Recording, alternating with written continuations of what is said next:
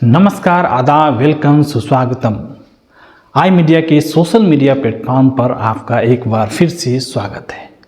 आज के इस एपिसोड में हम एक ऐसे खास मेहमान से आपको रूबरू कराएंगे। हम बात करेंगे एक ऐसे डॉक्टर की जो ठहाकों से मरीज का इलाज करते हैं, खुद को भी तरोताज़ा रखते हैं।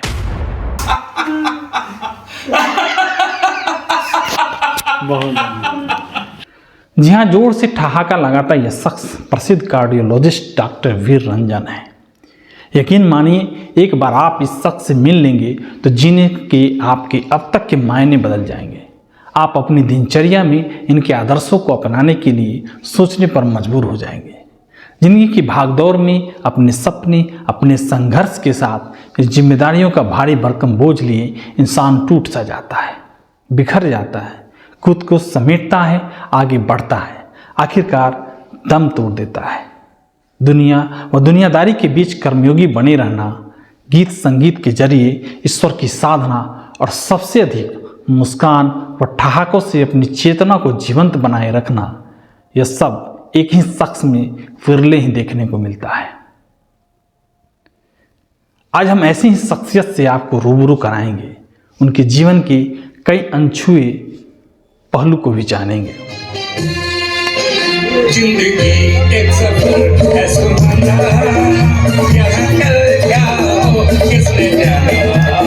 जिंदगी एक सफर है सुहाना, यहाँ कल क्या हो किसने जाना। हाँ, जिंदगी एक सफर है सुहाना, यहाँ कल क्या हो किसने जाना। हजार दर्द होंगे आपके, हजार तरीके इनसे निपटने के भी, पर डॉक्टर वीर रंजन इन सब से जुदा है, अलहदा है। 85 वर्ष की अवस्था में भी युवाओं जैसा हौसला, ठहाके इनकी जमा पूंजी है तो आप और हम इनकी कमाई। जीवन की ढलती सांझ, घुटने अब साथ नहीं दे रहे। 2 BHK के फ्लैट में अकेली जिंदगी, मगर जिंदा दिल। रिश्ते नाते कहने के लिए सब है, पर जिद है आखिर वक्त वहीं गुजरे जहां उनके जीवन संगनी उनसे बिछड़ कर ईश्वर के पास चली गई। Most of my work has been charity, और उस चैरिटी का ये अंजाम है कि मैं गरीबों का डॉक्टर बना, और मैं गरीब हूँ। 11,000 रुपये हर महीना इस फ्लैट का किराया देता। 2,000 मेंटेनेंस और मिला 15,000 इसका, क्लिनिक का 6,000, गाड़ी वगैरह सब। तो कहने का मेरा मतलब यह है कि मैंने धन संग्रह करने का कभी अपना जीवन में लक्ष्य नहीं बनाया। मैंने जहाँ तक, बल्कि बहुत बार ऐसा भी हुआ कि मरीज सीरियस है, आया, उसके भाई बहन बाप जो भी हैं वो लोग आए हैं और वो इतना सीरियस है, उसके पास पैसा भी नहीं है, और उसका पल्स देख रहे हैं तो एकदम नाड़ी भी गायब हो रहा है। उसको अगर उल्टी दस्त हो रहा है उसको 2 दिन से, अगर उसको पानी नहीं चढ़ाते हैं तो वो तो ऐसे ही मर जाएगा। तो 3-4 बोतल वहीं पर मैंने अपने और अपने खर्च पर 2,000 रुपये खर्च करके उस पेशेंट जब वो बोलने लगी मैंने ले जाता। तो ऐसा भी घटना घटता है। लेकिन ऐसा भी है जो पेशेंट लोग जबरदस्ती भी पैसा लेकर के जाते हैं, फीस देकर जाते हैं कि नहीं सर आपका कुछ आके दो। लेकिन यहाँ पर हमने सबको फ्री से दे दी। उसका नतीजा ये हुआ कि ये जितने भी हैं सभी बहू बेटियां मुझको अपना पापा समझती हैं, पापा बोलती भी हैं वो सी, अंकल तो अगर सभी बोलती नहीं।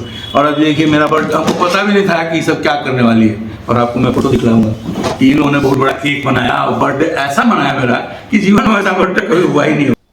ऐसा नहीं है कि उनके हिस्से तकलीफ हो ही ना, पर दर्द, अवसाद, तनाव और अकेलेपन को इन्होंने ठहाकों व मुस्कुराहटों की चाशनी में डुबो के पी लिया है।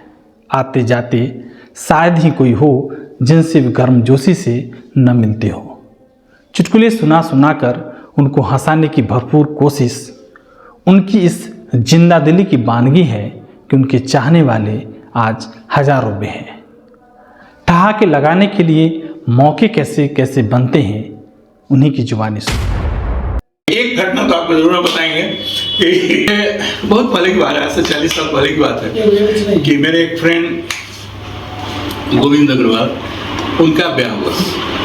तो हम बारात में गए, अब उनके सुराल वालों को मैंने सब लोगों को हम मिला पहले भी किए हुए, तो बड़ा स्वागत हुआ। खैर, तो गोविंद अग्रवाल जो हैं बार बार आते थे, कहते थे कि देखिए हमारे सास और ससुर और साली की जितनी है सब कहते हैं कि नहीं, डॉक्टर साहब को एक दिन बुला के ले आइए, हम लोग उनको खाना खिलाना स्पेशल, क्योंकि उस दिन तो शादी में हमें जो खाना बना था वही खाते थे। तो मेरे से कोई भी एक बात बताइए, उस जमाने में बहुत व्यस्त रहते थे, हमको फुर्सत नहीं होता, फिर भी उन्होंने कहा कि एक बात बताइए कि वहाँ पर आपको क्या चीज़ आपके ससुराल में बहुत बढ़िया आपको लगता है खाने में?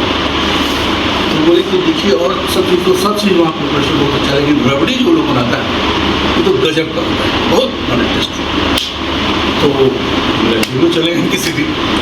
5-7 दिन के बाद अचानक एक दिन क्या हुआ कि गोविंद जी की उनके ससुर, उनकी सास और साली उनकी सब मैंने ससुर जी को ले करके उनको बहुत ज़्यादा तेज बुखार, फाइलेरिया का अटैक और सब था, और काम कर देता मेरे क्लिनिक में पहुँच गया।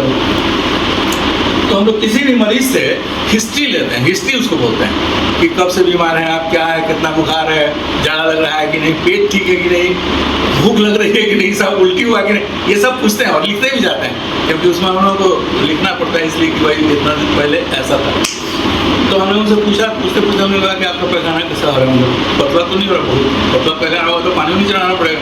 तो नहीं, पतला नहीं हो रहा है, बस यूँ समझिए कि रबड़ी की तरह हो रहा गोविंद का जवाब मेरे पीछे पड़ता है। हम गोविंद जी को बोल रहे कि गोविंद जी रबड़ी आप कौन से खा गए? कहीं रबड़ी मैन-मेड रबड़ी तो नहीं? ऐसी घटनाएं तो घटती रहती हैं। लाफ्टर थेरेपी पर इनकी सोच कुछ अलग है।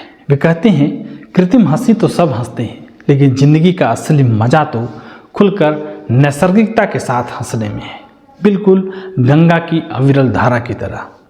जीवन में हंसी की मिठास रहे, बरकरार रहे, इसके लिए हमेशा वे गुनगुनाते रहते हैं।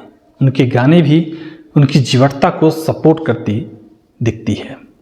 किसी प्रोफेशनल सिंगर से अधिक स्टार मेकर पर उनके गाने हैं। हम लोग का एक ऐसा देखिए, जो लोग सीरियस रहते हैं उन लोगों से हम 3 कोस दूर रहते हैं।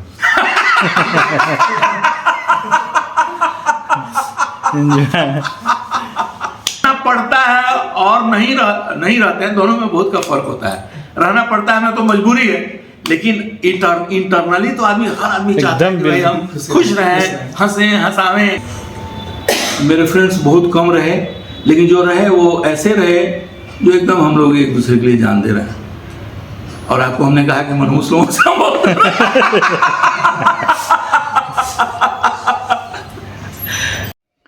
हंसी मजाक के डॉक्टर वीर रंजन के कई किस्से सुनाते हैं। अब चाहे मरीज के साथ हो या फिर दोस्तों के साथ मौज मस्ती, इनकी पहचान डॉक्टर हाहा के रूप में होती है। इनकी दवा से ठीक हुए मरीज वर्षों बाद भी इनसे मिलने आते हैं, पूछते हैं, यह देखने आया हूँ कि आप अब भी हंसते हैं या नहीं। 5-6 औरतें खूब हंसते हुए फिर बोले कि हम लोग अब दिल्ली रहने लगे, आप हमारा इलाज किए थे, बहुत हम ठीक हो गए थे, तो हम अब दिल्ली रहने, हम खाली ये देखने आए हैं कि आप हंसते हैं कि नहीं हंसते।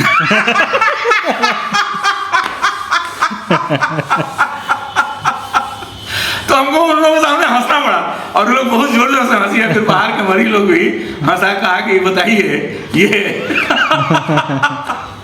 एक टीबी का मरीज था, तो 1 महीना दवाई के बाद बहुत ठीक हो गया वो, तो बोला कि लेकिन सर हमको भूख नहीं लगती आजकल, खाना नहीं खाता।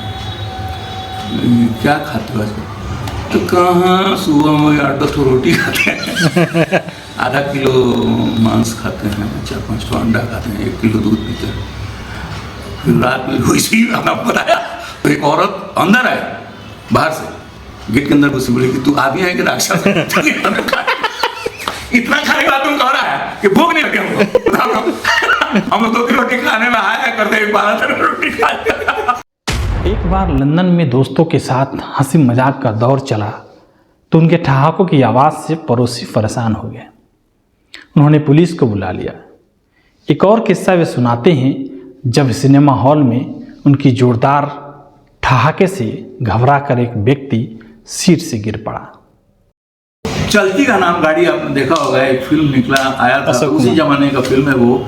तो हम लोग उसको देख रहे थे, उसमें एक ऐसा सीन आया जैसे वो गाड़ी में बैठ गया है, उसके बाद वो गाड़ी में चला गया उसके घर पर जाने के बाद वो खोजते खोजते सेब वगैरह खाता है, उसके बाद वो उसके रूम में, मधुबाला के रूम में पहुंच जाता है, और वहां पर जो हंगामा होता है तो हम लोग, हमारी इतनी जोर से, हम इतना जोर से हा हा हा करके जो हंसे हैं, तो मेरे आगे वाला आदमी दाएं से नीचे गिर गया एकदम इसमें, और लोग जो है पीछे घूम करके देख रहे हैं कि हुआ क्या, और वो नीचे गिर करके और ये गुनगुन हमको यही सब आप कीजिएगा, अब बताइए कहीं हार्ट अटैक वगैरह हो गया तो हाथ गिर गया।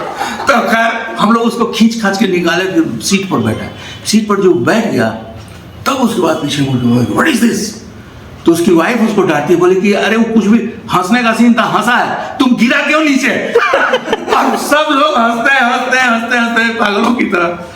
तो हम लोग के जीवन में हम लोगों ने कभी भी किसी चीज़ को बोझ के रूप में, हमने मरीजों को अपने समझाते हैं कि देखो एक अलमारी है, उसको सिर पर तुम रखी हुई हो 5 किलो का, 5 मन का, उसको उतार के किनारे में रख दो।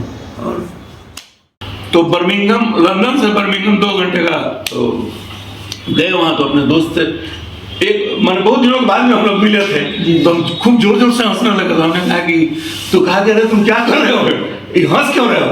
बोले इतना दिन के बाद मैंने हंसने ही के लिए तो हम आए। तो इतना जोर जोर से तुम हंस रहे हो, और अभी पुलिस आ जाएगी। हमने पुलिस हंसने से, तो हमको और हंसी आएगी हंसने से। अगर पुलिस आती है, अगर इंडिया में ऐसा बात होता तो हर आदमी लड़ रहे, क्योंकि हम लोग तो हंसते बहुत ज्यादा हैं, और वो विश्वास ही हमको नहीं होगी भाई ऐसा भी घटना हो सकता है। हम अपना जोर जोर से हंसते जा रहे थे, और रियली में कुछ देर के बाद there was a knock at the door, और वो पुलिस आया और कहा कि somebody complained कि something very bad happening in my neighbor।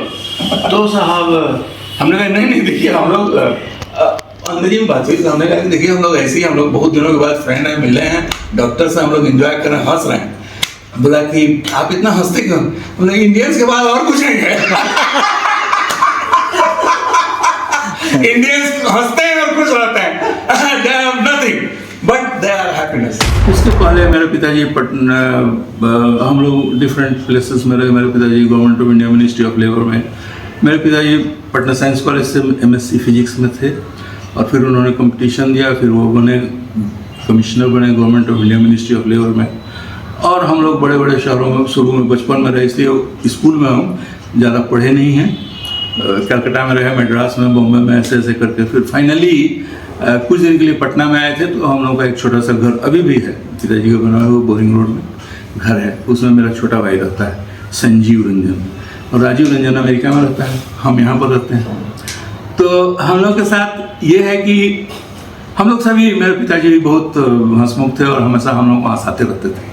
और एक बार उन्होंने हम लोग से पूछा, आप सभी भाई बहन हम लोग बैठे तो पूछे कि सर तुम बताओ तो कि चोर को सजा क्यों दी जाती है। चोर को सजा दी जाती है क्योंकि वो चोरी करता है, चोरी करके तो बहुत सा निकल जाता है, तो उसको तो सजा नहीं मिलती है, चोर को क्यों सजा मिलती है। तो हम लोग तो सचमुच में हतप्रभ होगा कि सचमुच में चोरी करके अगर निकल गया तो उसके लिए तो कोई सजा नहीं है, लेकिन जो पकड़ा जाता है उसी को सजा। तो उन्होंने कहा कि देखो कोई भी काम करो, चोरी ही करो, लेकिन ट्राई टू बी परफेक्ट। अगर परफेक्ट तुम नहीं रहोगे, अगर चोर परफेक्ट नहीं है तो पकड़ा जाएगा और जेल में जाएगा, अगर परफेक्ट है तो निकल जाएगा, भाग जाएगा। ट्राई टू बी परफेक्ट, तुम जो भी पढ़ो उसको परफेक्ट पढ़ो, और पढ़ करके, तो मेरी माँ की इच्छा थी कि तुम डॉक्टर बनो और लोगों की सेवा करो। तो मैं पहले तो पटना रांची सेंट जेवियर्स में हम 2 साल पढ़े, मैथ्स लेकर के इंजीनियर बनना चाहते थे। हमारा फ्रेंड जो है वीर कृष्ण, उसका वहीं पर घर भी है, तो हम लोग हॉस्टल में रहते थे। लेकिन सबसे बड़ी बात यह हुई कि मेरी माँ का कहना था कि नहीं तुमको डॉक्टर बनना है, और ये बहुत बाद में हमको, जब एकदम हम लोग सेंटर कैंडिडेट हो गए, फिर पिताजी और माँ दोनों आए रांची में, बोले कि तुमको तो डॉक्टर बनना था, तुम ये क्या कर लिए, मैथ्स में क्यों एडमिशन लिए, चलो तुम्हारा हम। तो खैर फादर पृष्ठ थे हम लोग के प्रिंसिपल, वो काइंडली सब सर्टिफिकेट निकाल के दे दिए। फिर पटना साइंस कॉलेज, मेरा मार्क्स बहुत अच्छा था, पटना साइंस कॉलेज के हम प्रोडक्ट हैं, वहाँ से हम ISC किए। फिर दरभंगा मेडिकल कॉलेज गए, वहाँ से करने के बाद हम सीधे चले गए लंदन, वहाँ रहे 5 साल, और वहाँ से फिर हम बैक हुए। फिर हम अपने भाई बहनों को सबको पढ़ाया लिखाया, और हमने स्ट्रगल किया, बहुत बहुत मेहनत किया। आप इमेजिन नहीं कर सकते हैं कि जब हम आपकी तरह नवयुवक थे तो 4 बजे भोर में उठ करके 5 बजे बजते मेरे पास फिएट कार थी और उसी से निकल के यहाँ से 40-40 किलोमीटर दूर बेलसर और कहाँ सब।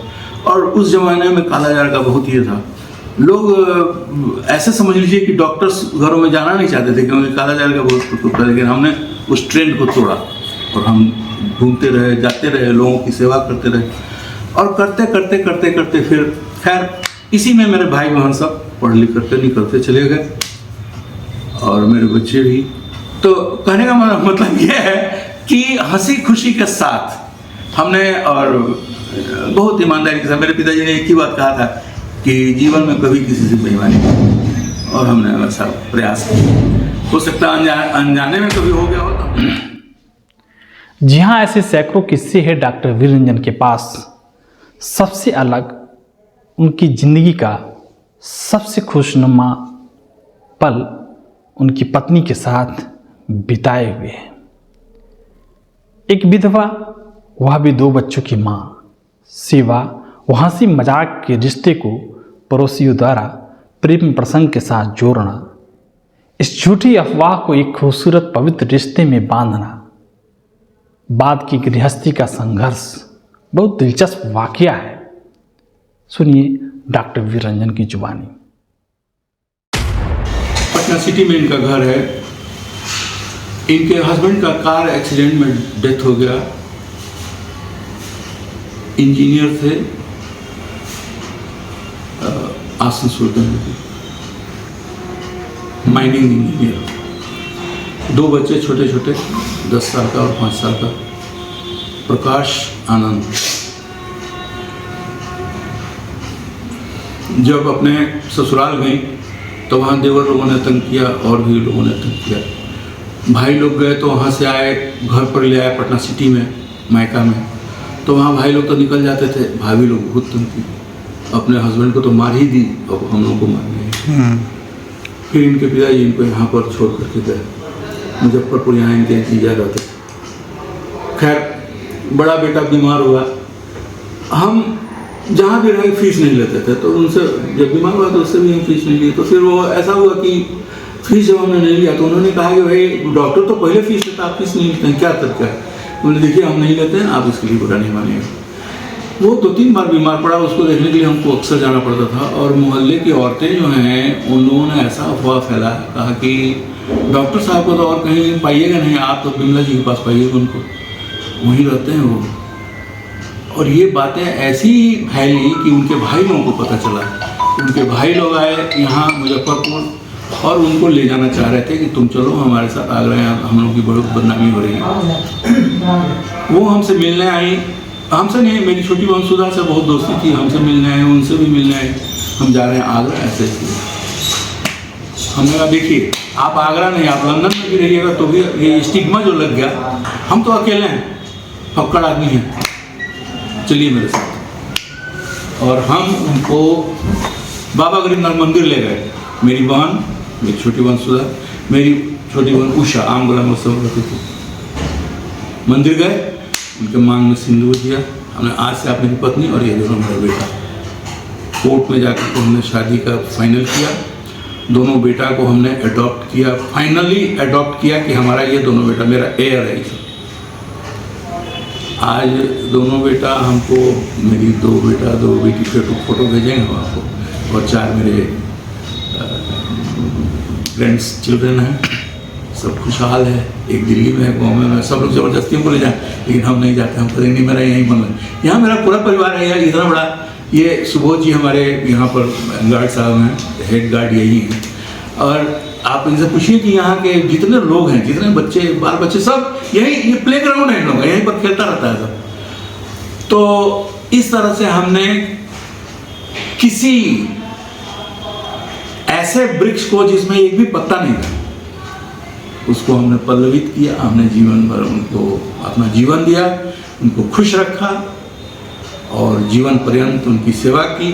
जब वो डेथ बेड पर थी एकदम, 1.5 साल पहले वो बाथरूम में गिर गई, हिप जॉइंट का फ्रैक्चर हो गया, जो कि कहीं से भी बन नहीं सकता था। शी वॉज ऑन बेड 1.5 साल तक। मैंने उनकी रात दिन सेवा की। सिर्फ हम 4 घंटा के लिए, वही 12 बजे से 4 बजे जाते थे, 3 दाई उनके लिए रखे थे, सब देखभाल करेंगे। एंड फाइनली एक दिन उनकी तबीयत बहुत ख़राब हुई, तो फिर उन्होंने कहा कि सबको बुला दीजिए। तो उनके 2 भाई हैं, पटना में रहते हैं, अशोक और ये दोनों आए, उनकी वाइफ लोग आई, एक बहन आसनसोल में रहती वो है, बहनोई है, मेरे दोनों बच्चे, बहू, मेरा पोता पोती सब आया। और फिर यहीं पर उनको फाइनल, मतलब कि वो लोग पहुँच गया सुबह 6 बजे, और वो 2 बजे के लगभग में शिफ्ट उनको फाइनली हम लोग एकदम हर तरह से करके, और हमारे जितने फ्रेंड्स लोग जुटे, हजारों लोगों की भीड़, उनको हम लोग गए, उनको फाइनल ऑफ कर। मेरा एक ये भी मन है कि हम यहाँ से नहीं जाएं, कि हम उसी जगह जाना चाहते हैं जहाँ हमारी विमल रंजन है।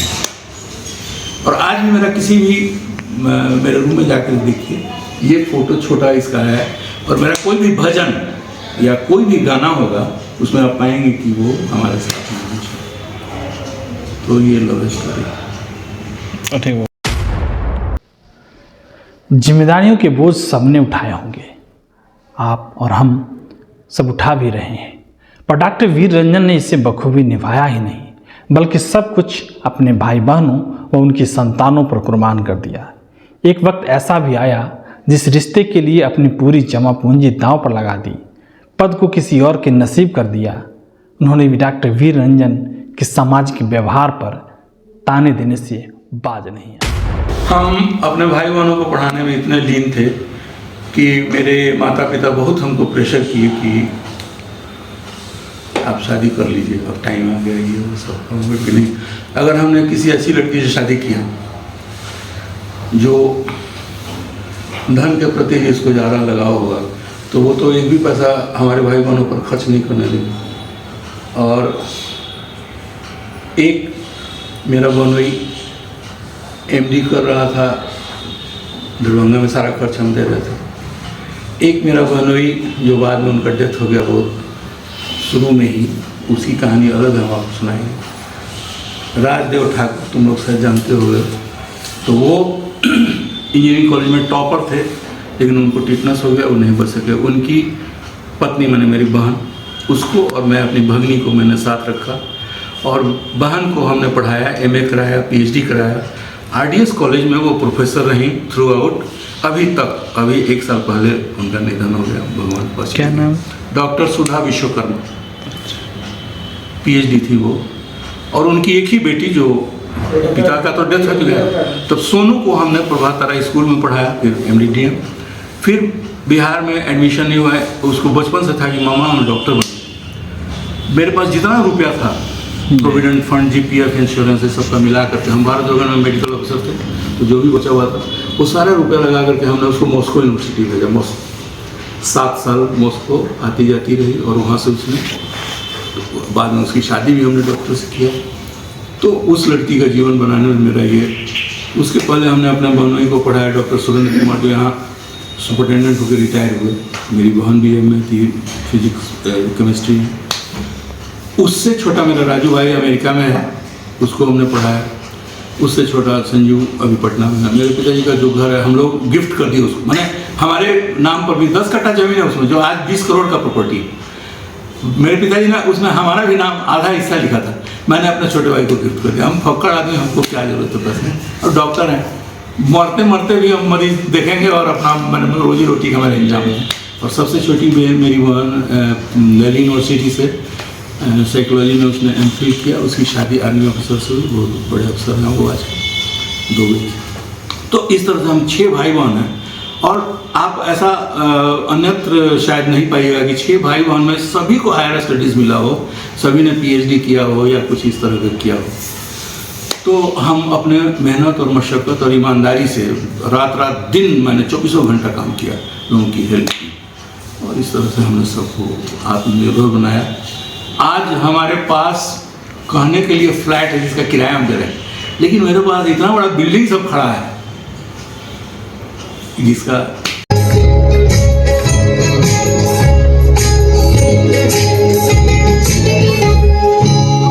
किसी की मुस्कुराहटों पे हो निसार,